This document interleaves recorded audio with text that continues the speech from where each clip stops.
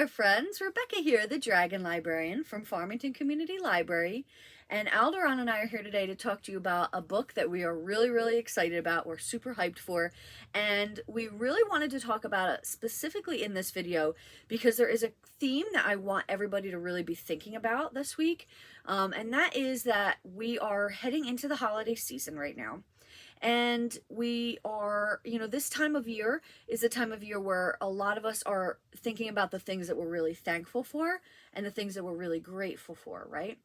Now, these might be things that are always on your mind, or they could be things that you don't really think about very often until you stop and you're like, oh, hey, yeah, this is such an awesome thing and I'm really glad that it's in my life. But whatever the way or reason that you're thankful, I really think that this is a wonderful time of year to ponder about that stuff. So I know there's always the really, easy stuff that we think of, right? Friends, family, our health, and those are all super important things. Super important. But one thing that I really like to also think about this time of year particularly is books and authors and series that I'm really thankful and grateful for. Because when you're around books all the time and you're surrounded by books and you're reading all the time, sometimes you really just have to stop and take a moment and be like, wow, what an amazing world we live in. We live in a world that is filled with books and authors, and every week new books are coming out. And no matter how much you read, you can never read all of it. And that's just kind of like a miracle, right? There's just so many books and authors to be thankful for. And they can be books that you just are entertained by. You'd be like, oh, I really like this author. They always make me laugh. It could be a book that really meant something important to your life, a book that helped you get through a hard time or made you see light when there was a lot of darkness in your life. But whatever the reason, I really love to think about books and authors this time of year that I am really thankful for. And the book I want to talk about today and the author is one that I am really thankful for. And that is Here One Moment by Liane Moriarty. So this is Liane Moriarty's newest book. It came out a couple months ago, and I absolutely adored it.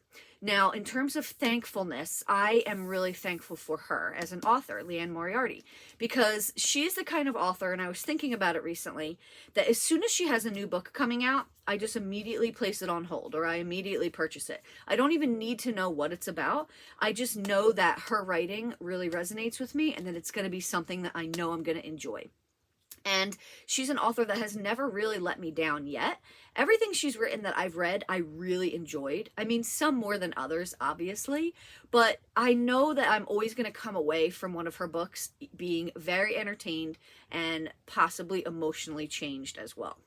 So a lot of times, Small Little Lies, Big Little Lies. I always get the name of that title confused. That's one of her books that I think is the most popular because there was a TV show. There were a couple other TV shows. I know Apples Never Fall was a book of hers that came out a couple years ago that there is a TV show about now as well. So some of her stuff has been developed into television or movies, but this is her very newest book, Here One Moment. So like I said, her writing is, a lot of the time, her writing is a sort of like thriller or a domestic thriller to be precise.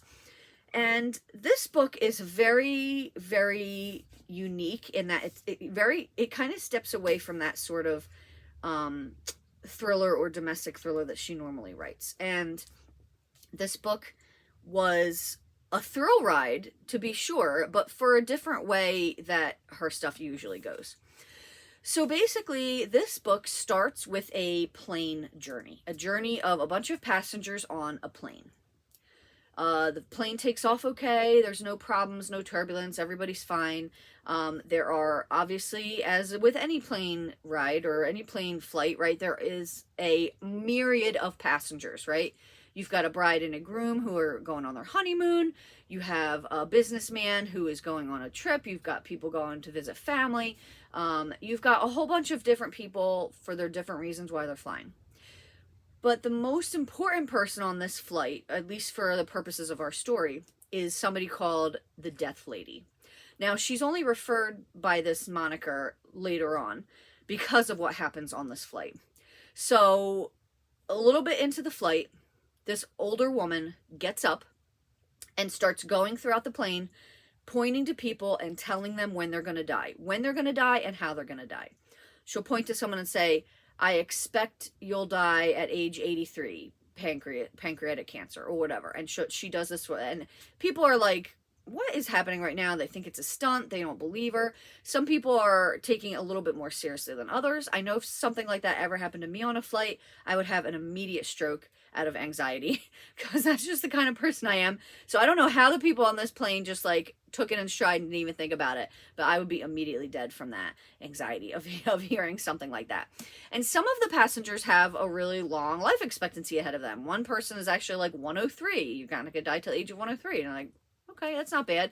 But for a handful of passengers, they are told they're going to die very soon.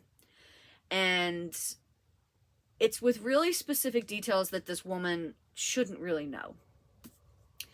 So, like I said, most people don't really think about it. They get off the plane, and then the very first person that is due to die, that she predicts, does die at the same age and everything. And people start to pay a little bit more attention to this. And then you have another death and another death.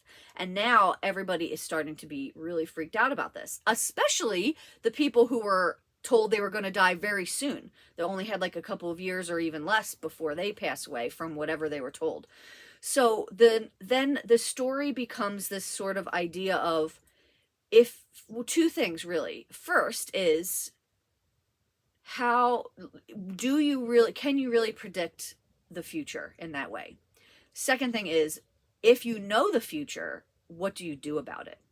Do you just give in? Do you just say, well, that's it, I guess, this is going to happen? Or do you fight it in whatever way you possibly can?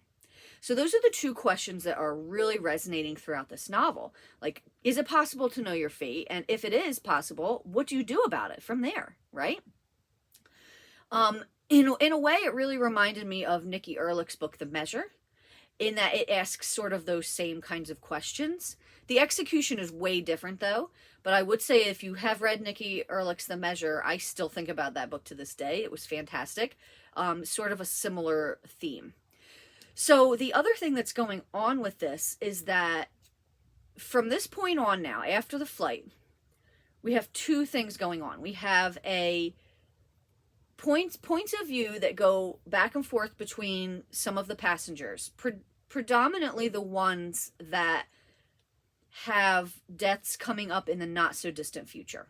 Okay, you have a young man who is told before his 30th birthday he's going to die in a physical altercation, like getting in a fight with somebody. You have another person that's going to die from a workplace related accident. You have a mother who has been told that her young son is going to die at the age of 7 from drowning.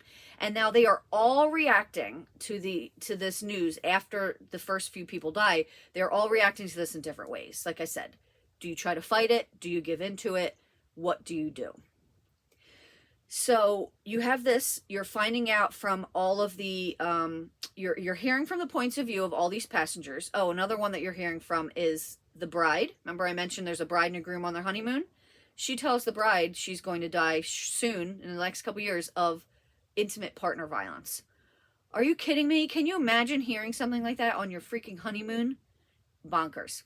So you're learning about the lives of all of these people, all of these individuals, and they become not just characters or like a plot, thing. They're not a plot device. They become real fleshed out characters. And you start to just really, really worry about them. The amount of anxiety I felt about the woman who was the bride who was told she was going to die from intimate partner violence, the amount of anxiety I felt for her while reading this book was just crazy. And all of them, I was so worried and caught up in all their lives because I began to know these characters and they began to mean more to me. And I was so worried about them and wanted them to beat their fates. In addition to this, you're also hearing about, while you're reading, you're getting the point of view of the Death Lady from her young childhood up to basically how she got to where she is now. And as that's going on, you're trying to piece together, okay, does she have powers? What is going on? Why is she doing this? What happened with her? So you're learning about her as well, and you're piecing that together too. So there's so much going on in this book, but even though that sounds like a lot, I did not get overwhelmed. I don't think it's like a hard read or a difficult read, even though there's lots of different points of view. Liane Moriarty makes it very easy to understand what's going on, where you are, if you're in the past or if you're in the current time. And like I said, I was just so caught up in all these passengers' lives and wanting to know what was going to happen to them, while also really curious to know what was going on with the Death Lady and how she got to where she is. So this book is an amazing conglomeration of multiple genres. Like, yeah, it's a little bit of a thriller. I couldn't put it down.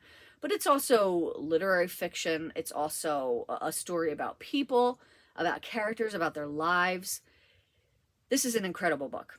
And like I said, I'm really, really thankful for Liane Moriarty because this book is fantastic. I think it's a great book that people are going to be talking about for a while. Probably one of her best, I would say, for sure.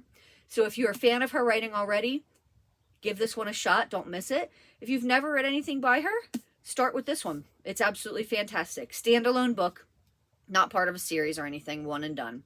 So this is definitely a book that I am very thankful and grateful for this year. Liane Moriarty's Here One Moment. Well, that's what we've got for you guys today. I am really, really excited to hear about some of the books and authors that you are thankful for. Please let me know in the comments. I really love to hear about things that you're thankful for as well in terms of books and authors. And if you're interested in reading Here One Moment, please feel free to come and pick it up from Farmington Community Library. And thank you so very much for watching, friends, and I hope you have a wonderful, wonderful rest of your day.